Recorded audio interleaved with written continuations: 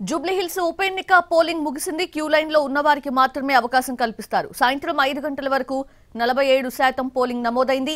ఉదయం కాస్త హుషారుగానే స్టార్ట్ అయిన పోలింగ్ మధ్యాహ్నం సమయానికి మందగించింది. చివరకు సాయంత్రం వరకు మందకొడిగానే సాగింది. షేక్పేట్ డివిజన్, రెహ్మత్ నగర్, బోర్బండా డివిజన్లలో కూడా ఓటు వేసేందుకు ఓటర్స్ పెద్దగా ఆసక్తి చూపించలేదు.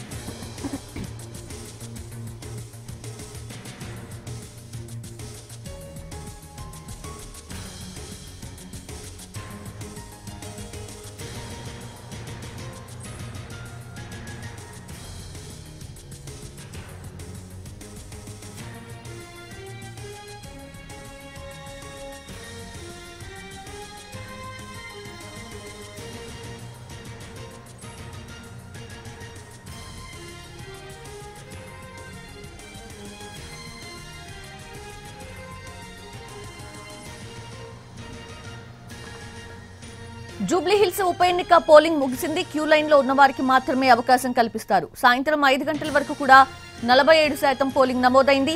ఉదయం కాస్త హుషారుగానే స్టార్ట్ అయిన పోలింగ్ మధ్యాహ్నం సమయానికి మందగించింది. అయితే సాయంత్రం వరకు మందకొడిగానే సాగింది. షేక్పేట్ డివిజన్, రెహ్మత్ నగర్, బోర్బండా డివిజన్లలో కూడా ఓటు వేసేందుకు ఓటర్స్ పెద్దగా ఆసక్తి చూపించలేదు.